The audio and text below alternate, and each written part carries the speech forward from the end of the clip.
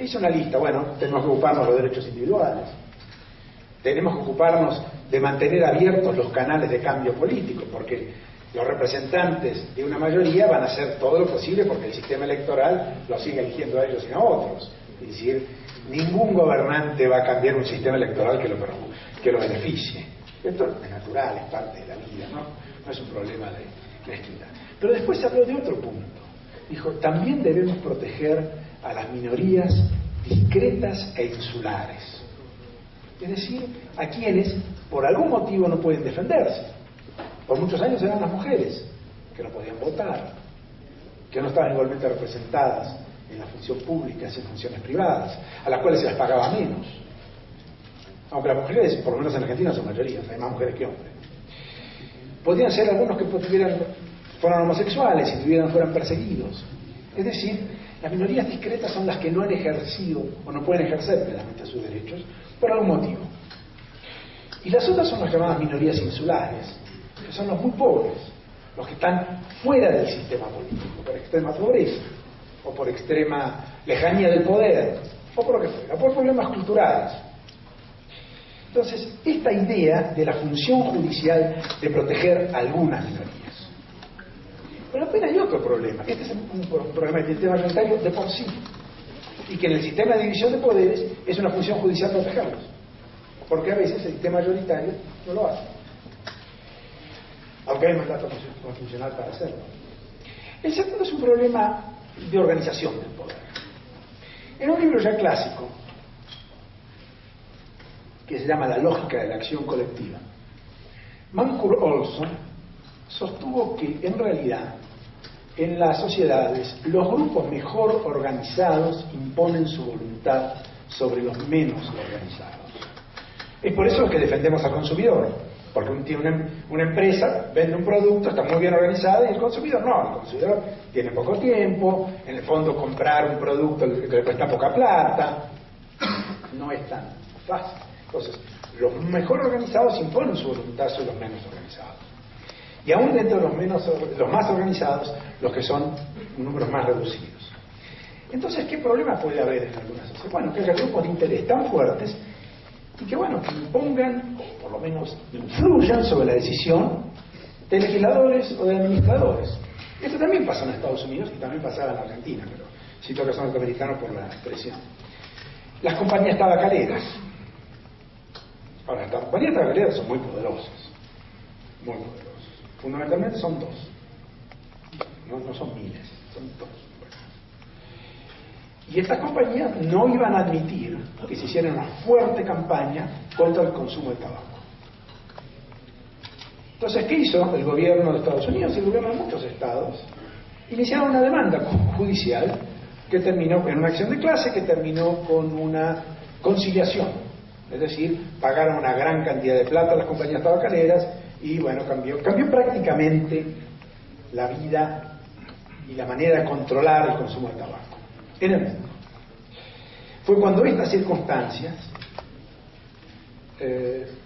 Robert Reich, que era el secretario de Trabajo del presidente Clinton, usó la frase que yo utilicé acá para esta conferencia, es: se acabó la regulación a través del litigio, se acabó la regulación a través de la legislación, comienza la regulación a través del litigio. Si la gente va a los jueces para que se apliquen decisiones que de otra manera no se toman. Ahora, esto es muy importante en la Argentina. Esto es una gran explosión en nuestro país, y supongo que en todos los países que tienen lo que llamamos el sistema de control constitucional difuso.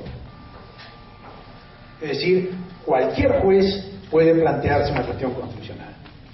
Esto permite un gran debate en la sociedad e impide que sectores controlen al mismo. Si fuera un tribunal único, estaría sometido a grandes presiones políticas y sociales.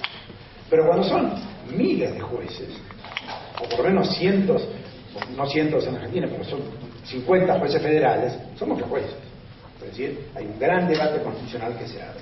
De hecho, nuestras grandes reformas judiciales fueron tomadas por decisión judicial. El amparo, el amparo en la Argentina fue creado por decisión judicial. La acción de clases fue tomada por decisión judicial en el caso Jalabi.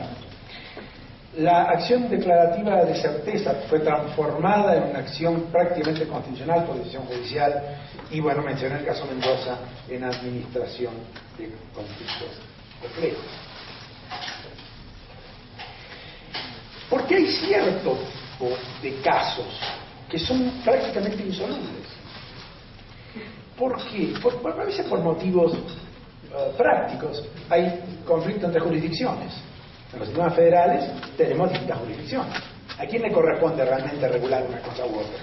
¿El gobierno federal, el gobierno local, que nosotros llamamos provincial, o el gobierno municipal? Hay conflictos. Esos conflictos bloquean a veces una decisión. ¿Qué otros temas tenemos más? A veces son problemas muy complejos de información. Por ejemplo, la Olimpiada del Río. Pero no solamente casos tan complejos. Cualquier actividad universitaria, donde hemos tenido casos, o la actividad regulatoria, de contaminación, son muy complejas. Entonces, el primer problema que tienen los jueces, como tenemos todos, son problemas de información. La información es asimétrica, alguien sabe más que otro. Generalmente, la empresa regulada conoce el tema mejor que nadie. En materia de seguro de salud, por ejemplo, un caso también emblemático. ¿Qué pasa con los enfermos muy graves? Que es tan caro, tan caro, cuidarlos, que ningún servicio de salud quiere hacerlo. Nadie quiere a la gente enfermecida. Nadie quiere tratar enfermedades que son muy costosas. Solo la solución es judicial. Establecer una regulación a veces es complicada, lleva tiempo. Y la gente se muere enseguida. Había un gran economista inglés, que fue premio Nobel de Economía, Ronald Coase, sostuvo un principio que podría resumir de esta manera. La mejor solución para un caso es cuando las partes llegan a un acuerdo. Es decir, lo que hace el derecho es tratar de suplantar la voluntad de las partes. ¿Qué hace el derecho? Supone que lo que más le interesa a cada uno es esta solución. El jefe Coase dijo, no, pero cada uno de nosotros quiere algo distinto. Podemos negociar. Ahora, ¿por qué no podemos negociar? Bueno, porque hay costos de transacción muy elevados, juegos oportunistas. Si yo tengo que negociar con una empresa muy poderosa, y me va a fundir antes que yo le gane. Le va a usar todas las trampas que pueda. Entonces, ¿qué va a hacer? La solución judicial es lograr a veces un acuerdo, no solo una sentencia. A veces es preferible una sentencia homologatoria. Y en estos casos, son casos que tienen esta alternativa. Sin duda la solución judicial, por eso recuerden esta idea de Coase, la mejor solución es la negociada. Porque es que deja a las partes en mejor situación de la que estaban. Por supuesto el juez debe a veces presionar para lograrlo. Y en casos complejos, acá tengo el gobierno federal, y acá tengo la gente que está contaminada por un riachuelo. La gente que está contaminada sabe muy bien lo mal que la pasa. Y el gobierno federal a veces puede resolverlo y a veces no. Entonces, llegar a un acuerdo de cómo limpiar el río es una cosa importante, que resuelve el problema de las personas y también resuelve el interés general que el gobierno debería representar. Entonces, podemos decir que la solución a través del litigio es la segunda mejor opción. La primera opción sería que los gobernantes gobernaran bien y que todos resolvieran los problemas. Bien. Ojalá. Pero a veces no pasa. Si no pasa, esta es una alternativa de utilizar las herramientas del Estado públicas para resolver. Bueno, vamos a tener algunos, después le van a ver a lo mejor.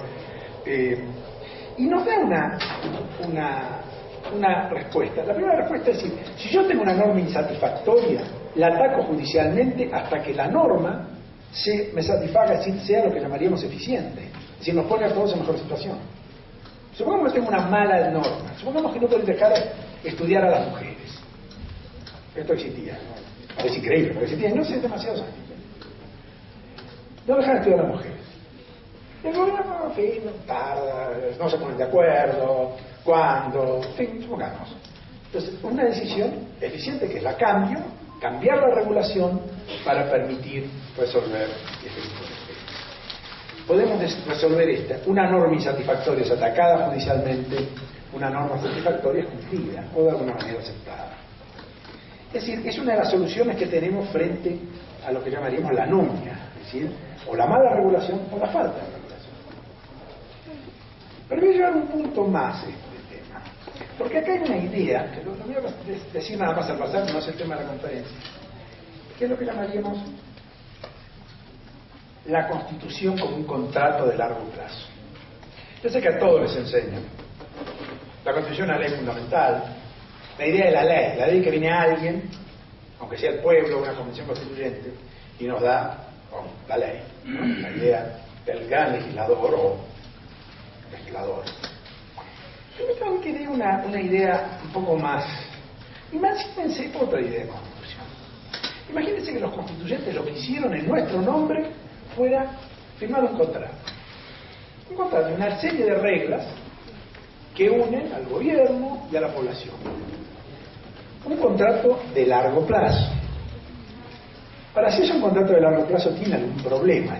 Los contratos de largo plazo tienen que ser muy generales. Si yo hago un contrato muy detallado, cualquier tema, gran libro, las cosas cambian. Y cuando las cosas cambian, yo tengo que cambiar el contrato. Es decir, tendríamos que hacer una constitución cada 10 años. Ya saben lo difícil que es hacer una constitución, imagínense de esta manera. Otro economista, que fue premio Nobel, que se llama Oliver Williamson, dijo, no, los contratos de largo plazo hay que hacerlos generales, pero hay que ponerle un órgano de gobierno. Por esta idea que parece sencilla, le dieron el premio Nobel en el año 2007, 2008. El órgano de gobierno del contrato constitución es la Corte Suprema y los tribunales. En una frase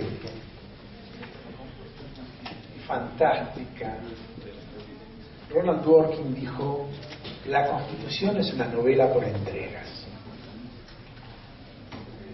Antes en los diarios aparecían novelas por entregas.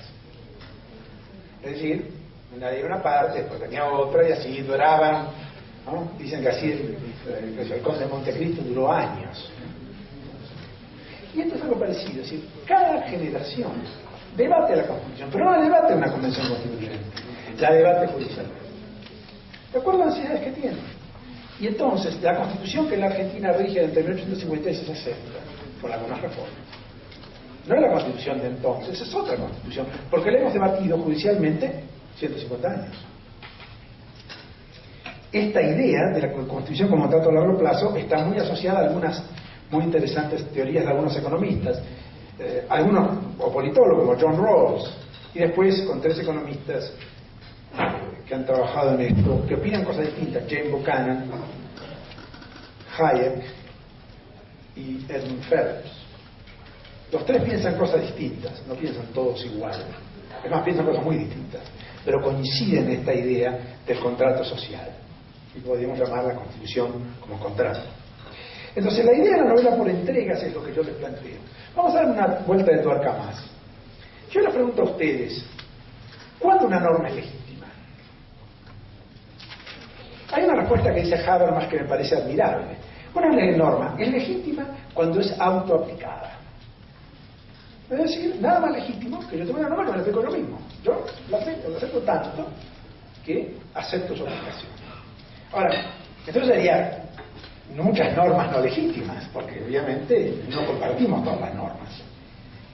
Pero Habermas nos dice, lo que hay detrás de esta idea es que yo puedo ir a un juez y debatir antes que la norma sea aplicada.